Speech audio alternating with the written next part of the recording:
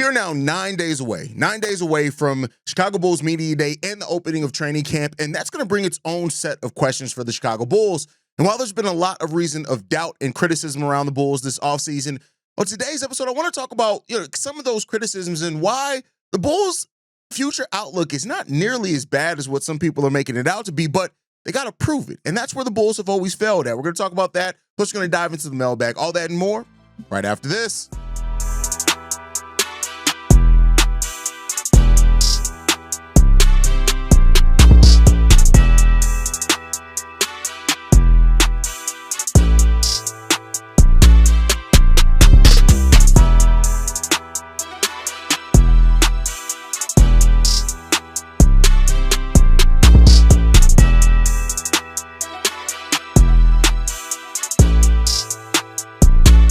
What's going on, Bulls fans? Welcome to another episode of Chicago Bulls Central, your number one spot for everything Chicago Bulls related. I'm the host, Haize, but more importantly, you guys can follow the channel at Bulls Central Pod on every social media platform we happen to be on. With that said, let's go ahead and get to this content for today, y'all. And so, going into the season, getting ready for Media Day, which we know that a lot of questions are going to be lobbied and thrown to the Chicago Bulls on Media Day. I would expect some of the biggest questions and conversation to happen around the Bulls Media Day is going to surround Josh Giddey and the contract negotiations. The Bulls are going to be asked how they felt in the negotiations with. Josh Giddey's going to be asked how he feels about the relationship with the team. We all know that that's going to come down with this team, right? Coby White and Dosunmu are going to be asked about their pending free agencies and the contract situations coming up, how important it is for the season. Even though most people understand that they won't be signing extensions, they'll have to wait to the end of the season and sign, as free agents. They're going to ask, what do you think about it? They're going to ask the dumbass questions that they already know the answers to, right? That's a prerequisite, right? But outside of that, I would think that some of the questions that are going to be asked around the Chicago Bulls, of course, are going to be, did they do enough defensively, right? Is that going to be a team? And I expect Billy Donovan to answer that with, well, we finished the season 12th in defensive efficiency, right? Over that last stretch of the season. They finished 19th overall on the season. They started off 22nd through the first few months. They finished 12th. It evened out at 19th, right? That's going to be something. And Billy Donovan's going to hang his hat on finishing on the end part of the season. They finished 12th with defensive efficiency. He's going to talk about adding Isaac Okoro, getting Dosunmu back, and how they feel like that's going to help them be an even better team defensively, and it very well could. I'm not saying that to say that it's smoke, right? But I think the overarching thing that a lot of people are questioning, especially since the ESPN article, is that what the Bulls' future looks like. And depending on what fan you ask, depending on what content creator you ask, you have guys like my boy, no shots to anybody, I want to be clear, my boy Matt Peck, who isn't as high on the Chicago Bulls future, right? As far as feeling the Bulls need to tank, they need to get those draft picks, those type of things, all that stuff there. You have that camp of players, of fans. Then you have the camp of fans of, listen, I want to see this team be young. I want to see this team try to compete. I want to see this team look at things outside the box, right? And try to, develop the young players that we have for building a culture, and those type of things are important to that. Then, of course, you're going to have the Bulls fans that have the doubt, and the big part of the doubt is going to be because of Billy Donovan. I can't tell you how many comments I see on the YouTube channel each and every week on, oh, yeah, but this is great, but Billy Donovan, right? Especially, most of it's Winton. If you search the term Billy Donovan just in Google, 90% of the results are from Winton Mahorn bringing up Billy Donovan and things that doesn't even necessarily, like he has this obsession over Billy Donovan. But and while I'm a more optimistic Bulls fan, right? I had a whole episode earlier in the week where I think that this is a Bulls team that can compete for to be over 500 this year. I think that they can do that. Now, I'm not saying that that's a firm prediction. I do think that they can achieve that. It's going to have to be some things that break in their way. They're going to have relative health throughout the season to get there. But I am somebody who does have that hope for this Bulls team, right? And I see the path for them to get there. But a big part has been talked about the Bulls' future, right? We know the Bulls hold all their first-round picks. They have tremendous cap space going forward. They got one of the more promising young players in Buzelis. We'll see if Noah Essengate can rise into that, where people are looking at him that way as well. Said they got all their first-round picks.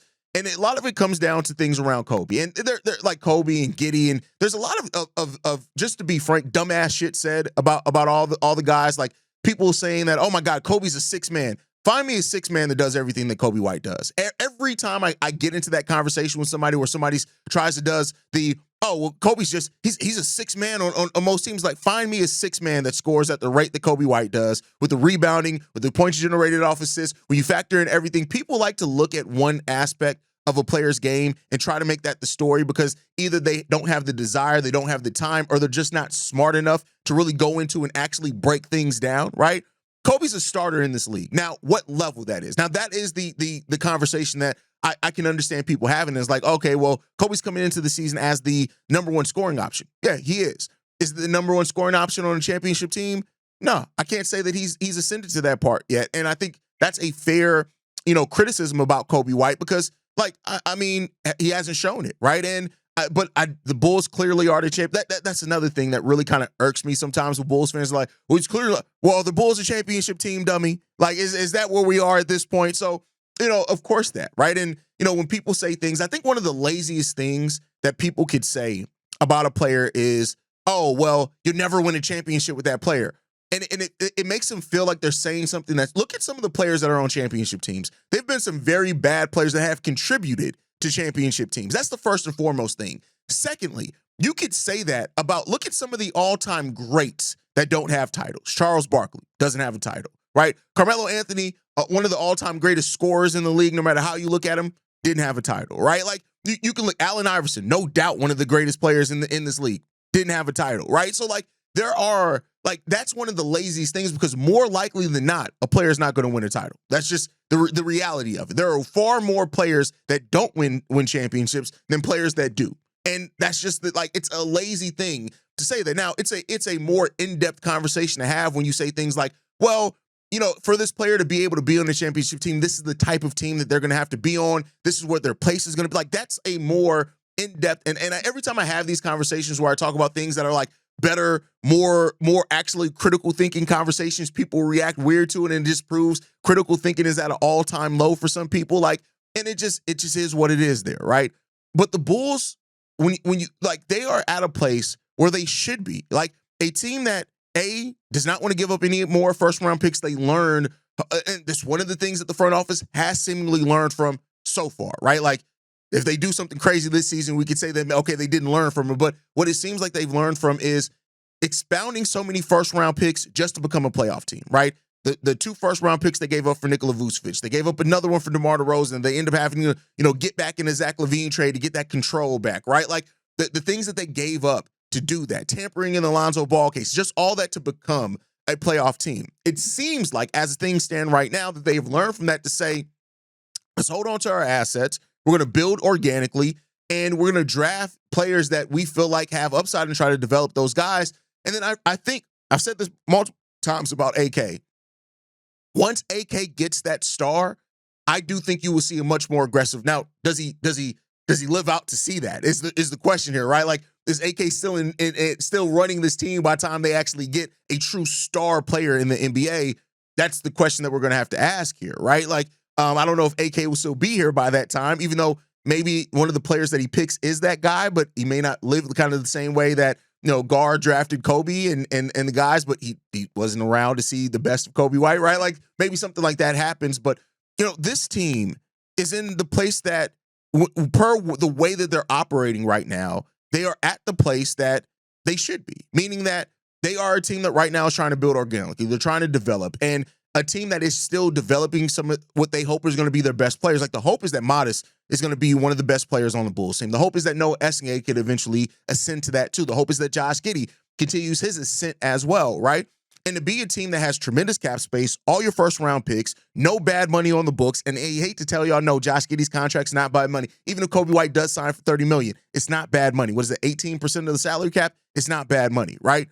And you look at some of the places that other teams have been. Look at what like Dame was making per the salary cap with where the Portland Trailblazers had been at the end of his time before he ended up getting traded. Now he's back there, right? Look at some of the places. Look where Phoenix is right now with where their salary is and their draft picks, how much bad money they have out there. And yeah, Devin Booker's a great player, but look at where they've been the last few years, and they don't shape up to be much better than that this year either. And look at their books. Look at their draft pick allocation. I think sometimes for fans, like, we can be so zoomed into just our team. If you go and look at some of these other teams, their salary cap situation, how many draft picks they have out that they don't own, right? and where they are as a franchise, you will see that the Bulls aren't nearly as bad off as what some more of the naysaying bad Bulls fans would have you believe, right? Now, I'm not saying that they're in the most amazing place either, because again, one of the biggest reasons for doubt for this team is the front office and their inability to capitalize on the assets that they have, which, granted, nobody's going to sit. I'm not sitting here trying to defend AK and him sitting on his hands with certain things. I've said it many times. This is an offseason where the Bulls need to take advantage of their flexibility more than they ever have before. But I don't have necessarily the biggest faith that they're going to do that either, because, again, it's AK, it's Eversley. I mean, you got to look at how with the track record of what they've done before, right? So those things all play a huge part into this. Also, no doubt about it.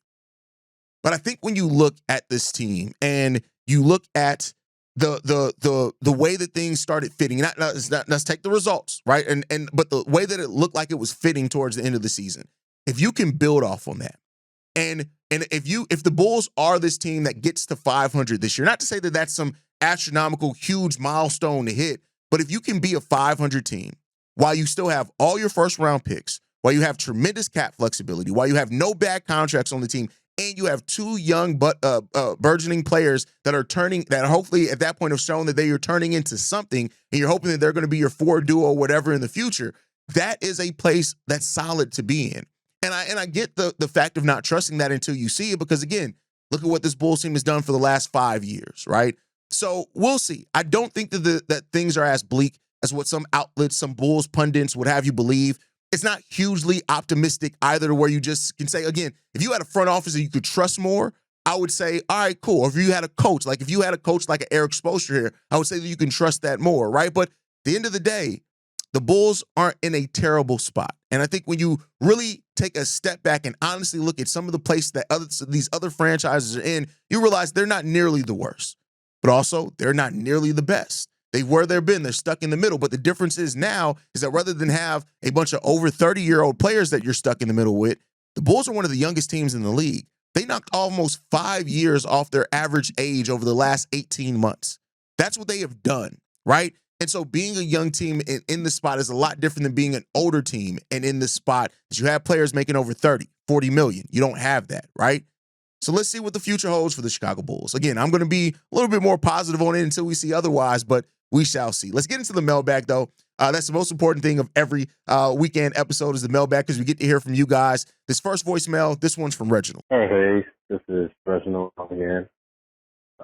Just listening to you and Pat talk about possible moves, about how Kuminga wouldn't fit on this team, and I agree. Like a lot of talk about the Bulls getting a number one scorer, and I believe they do need one. No offense to Coby, but after 7 years, this is like a make or break time for him in his career. There's no one in his way. There's no one making him play different positions. There's no one, he has to pass the ball to so they can get their shots, and he has to, wait his turn. He is going to be the guy for at least the start of this year. And this is his opportunity to start the season hot and stay hot consistently throughout. I'm not saying he has to score 30 points a game. If he can just, stay around 20 to 24, that'd be great. And if he improves defensively to the point where he's just average, that'll be fine enough for me. Then we could probably talk about him getting 30 mil. But if he doesn't show out and he shows us where he's always been, and that's, inconsistent scorer, or worse, if he regresses, then you got to make a move and you got to get off him. And while I like Kuminga as a scorer, I want a two-way player on this team to play with Giddey, because as you said, even though by the end of the second half of the year, the Bulls were, holding opponents percentage-wise to they were top five defensively when it comes to, field goal and three-point shooting. The Bulls need more two-way players. They need more idols, not less of them. And I just don't see adding Kaminga being a good thing. So if we as Bulls fans wanted to see this team succeed, we need to focus on more what two-way players might be available instead of hoping for this big superstar that's going to fall into the Bulls' lap. But do you disagree or agree with me? Last season was Coby White's most consistent year without like the major long spurts. He did have, a bad, stretch in there, but it wasn't nearly as bad as like we're talking about. He's at 3 or more stretches of that over the last parts of his career, right? So it was the most consistent year, right? Than he had in prior years. And so I think when you look at Coby, to me, like Coby is again, and I've said this multiple times. I've gone through it. I can't remember the episode. If I find it, I'll put it in the link. But I've gone through it. You look at people who say things like, "Oh, it's easy to replace Coby White." Don't pay him $30 million. Go look at what those other players are making, and then go look at what they don't do that Coby White does, right? I think people forget this. Coby's only been in this role where he's been a prioritized portion of the offense for 1.5 seasons. Like it's 1.5 seasons. Even the 2023-24 season, he wasn't in that role the whole entire part of the season. Yes, he was the starting point guard, but it wasn't looked at as like his scoring being the biggest part there. Like it was half of that season and all of last season. So the role plays a part into that as well. And Coby hasn't been thrust into this role for his entire career here for the Bulls. Now, this is going to be also the first year he's coming into the season as the number one scoring option. So, yeah, a lot's going to be on what does he show this year, and that's going to determine a lot on his contract, right? As far as Io, like you said, I agree. You don't want to get rid of two-way players. This team needs two-way players. And the doubt that's been there around Io this offseason has been weird to me from some Bulls fans, but I'm not too worried about it because I think Io's going to prove him wrong as he has every step of the way. So I think that's going to be a fine thing here. And to your point, you're right. You need more defenders. Now, two-way players, specialists, whatever it is, that's what you need to fill out the bench. And if you start looking at the Bulls bench, they're slowly starting to get there. Like Trey Jones, like not necessarily looked at as a defender, right? But he's no slouch defensively. He does give effort defensively. His size sometimes gets him, and he can hit open shots. You look at Isaac Okoro, right? We have him now. He's going to do that. I would assume was definitely that. Noah Essengate, you're hoping that he ascends to that. Even Zach Collins, in a way, can be looked at as a two-way player. Not a great defender, but he does give effort on both sides of the ball. So the Bulls are slowly starting to try to get that here, right? And I think that that's part of the blueprint and the model now that this Bulls front office is starting to build towards. We just got to see if they're going to execute it correctly. So I think that all those things play a part into that. And, we'll see if the Bulls can get there. And I hope that they can. All right, let's get into this next voicemail. Man, Reggie, hold on. Before Reggie, bro, I listen. I play your voicemails because you leave a lot of them, and I don't want to complete. You gotta work on the audio quality of your voicemail, bro. Like, and I've told you I can tell you exact. You're too close to the phone. You're talking on it like, yeah. So Haize, I think you're trying to make sure that I can hear you, and you're distorting the mic by trying to do too much. Just talk naturally into the phone, bro. Just talk naturally into the phone. It will stop that slight distortion that we hear in your voice when you call in, where it kind of sounds muffled, right? So just a little key there. All right, let's get into the next voicemail, man. This one's from Vikram. What's up, Haize? Yeah. So my question for you, I know it's been a minute, so I'm not entirely sure if you've already answered this, but I want to know what would it take for Coby White to do this year to give him his money. I know statistically, you can't just dumb it down to that. But for the sake of the argument, let's just do that. For me, I feel like it would take a player who keeps his averages, and if we look like a real top 6 seed in the East, regardless of anything else, if he averages around 25, 5, 4, whatever he did last year, same stat, I'm keeping him. I'm giving him 30 to 35 because we're top 6 seed. Got to build off. We're young, hungry.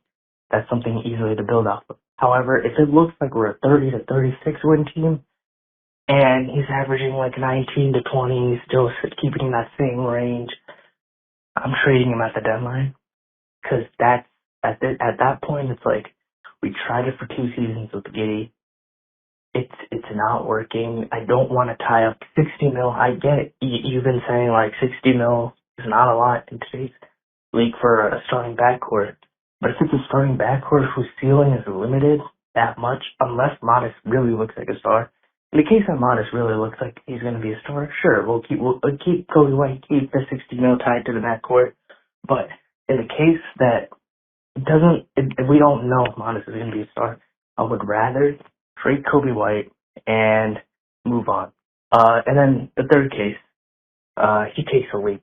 If he ever takes a leap again and reaches like star level play, I don't care what it is, that's someone we're keeping, because the way we messed up with Zach LaVine, like building around him, we gotta learn from that. And I think that's something AK can learn from. And the way we messed up trading away Jimmy Butler too early, trading away Lauri Markkanen, all these guys, instead of really letting them prove themselves, I can't see that happening again. Like I'm sorry, I'm not letting Coby White go. If he becomes like a top 25 player in the league, we have to keep him. And I'm sure in that case, AK is going to keep him because he likes the idea of winning and players that want to win. He doesn't like the rebuild, so I just assume he would keep him. And in that case, I'd be happy to keep him. If he ever averages anything plus an 18, I don't give a shit like what the situation is. I'm not paying the guy 30 to 35 million to average like 17 points a game. You know, that's just where my head's at. You know, Coby has to be consistent. 25, 5, and 5, as you laid out, is the mark that I have laid out here for Coby. And he's really not that far off from doing that. I mean, you look at how he ended the season, it was 23.5 points per game. So, like, Coby can get there. Coby can definitely get it. If he gets to the 25 points per game, like I said, that puts him in the top 12 scores, 12, 15 scores in the league. So, yeah, I think he has to get there. And I think that that's not a bad mark to put on a player that's coming into the season as the number one scoring option for your team. I don't think that's that, right? But the thing that I fight against, right, is that as much as people try to say things like, oh, well, the team has to make the playoffs or XYZ for us to feel comfortable to sign XYZ players, like, I get where the mindset is rooted in, but I think you have to maintain, and you did a great job at it in this voicemail, and pointing out the fact that this is still a front office that is trying to win basketball games, even while they're developing. So they're not going to just move off or let Coby White walk for nothing. They're not going to just trade a player like Coby White just for draft assets either, which means that they're only going to try to trade Coby in one or two scenarios. Coby's basically let them know, hey, I'm not re-signing here, or they know, hey, we're not going to pay for Coby White. And then at that point, you're looking to move off of him, and you're probably looking for an upgrade, which means you're going to have to include draft compensation for it. And that's where I think the Bulls are also, as I said in the first segment, trying to hold on to their draft compensation currently, right? So I don't think that they trade Coby unless it's a clear upgrade, or like I said, they realize, hey, Kobe's just not coming back here. Let's get the best that we can for it. So I think that that's the place that they're probably going to be in. And you know, it is what it is, right? And I think Coby White's going to be back here. And you know, I don't think that they look to trade Coby for a marginal upgrade. And a lot of Bulls fans will have you do things that are just marginal upgrades just because it's a different thing, and they want to see feel like the team is doing something. So let's satiate that by doing a marginal upgrade, and that's just not smart asset allocation, right? So we'll see what happens with Coby. Coby has a lot that he has to prove and be consistent in that time, and we'll see what happens in that, right? We'll see what Coby White can do this season, because a lot is riding on what Coby White does this season. All right, let's get into the last voicemail for today. This one's from Shay. What's up, Haize? It's Shay. Look, you know, a lot of people got the Bulls looking real bad this season. You know, people got people like the Hawks ahead of us and all that. And again, I'm not saying we're going to be the team that win the championship or nothing like that, but I mean, they basing it off of the moves that they make. Like, they talking like, oh, the Hawks got Porzingis and all that. How many times have you seen teams make big moves like that? Case in point, the Phoenix Suns, when they traded for Kevin Durant, and then they don't end up doing nothing of that good. You know what I'm saying? And when you see it every year in the NBA, oh, this team making big moves like that, big moves, they're gonna be a championship winning team, and then it don't be nothing. And then a lot of times, hate to say it, you're gonna see situations. You see a lot of situations where the Bulls end up looking better than a lot of these teams. Case in point again, the Phoenix Suns. Although we didn't make the playoffs, we did a lot better than what they did. But hey, that's just my opinion. But I feel like they shouldn't be counting the Bulls out based off of the moves that we did or did not make. Anyway, tell me what you think. Peace. I think using the Suns and Durant is bad because Durant wasn't the problem there. Durant was still a top 10 scorer in both efficiency and points per game, and he did exactly what he was going to do. The Suns thing came down to a lack of proper roster construction. Like, they didn't have an actual point guard, knowing that team needed a point guard. You went out and got Bradley Beal, knowing he wasn't going to be that and try to force feed that. So I don't think that you can say the big act, like, for example, the Thunder, Hartenstein and Caruso. The Celtics making a good trade for Drew Holiday. The Lakers getting AD after they got Bron. It was a bubble title. But all those teams won titles after making pretty sizable moves, right? So I think you have to look at that aspect of things. So you can make, it's not just big moves don't work, but when you make big moves, you have to still think of how the roster construction is going to fit. Big moves that you just for big moves' sake, that doesn't work, right? Just say, oh, look at the flashy move we got. You still got to be smart in how you build your roster. We're past the point in time where even having a superstar automatically makes you a championship contender. We're just past that time. So I think that, if the Bulls do make a big move, again, if it's a smart one and you then, depending on how it fits with your team and your direction, now I'm not necessarily mad at that. So, I think overall though, like, again, fans like the big moves because it makes them feel like they're friends. Like, Suns fans thought the Suns were rocking when they got Kevin Durant and Bradley Beal, right? Oh, point guard be damn. Booker can handle the ball. I had those conversations with Suns fans. I've seen it. I've been there, right? So, fans get caught up in that. And I think for a front office, they don't have the luxury of getting caught up in the same things fans get caught up in. I think that's just, they have to think about things. Now, for AK and Evers, they can't be stupid either. They can't be dumb. So I think that's the thing that we have to be there. So we'll see what happens there. Hopefully the front office, now that they have this kind of new focus that they're doing, that they move more intentionally and smarter in what they do is the hope there. But thank you guys for leaving voicemails. Make sure everyone's following the show at Bulls Central Pod. You can send us any feedback, questions, comments, concerns. bullcentralpod@gmail.com. Lastly, if you want to leave a text message and our voicemail for the mailbag, the number to do so, 773-270-2799. We are the number one spot for everything Chicago Bulls related, but that is thanks to you, lovely and beautiful people. And like I like to end every episode on, go Bulls. Love you guys. See you right if you can, y'all. Peace. This has been a presentation of the Break Media.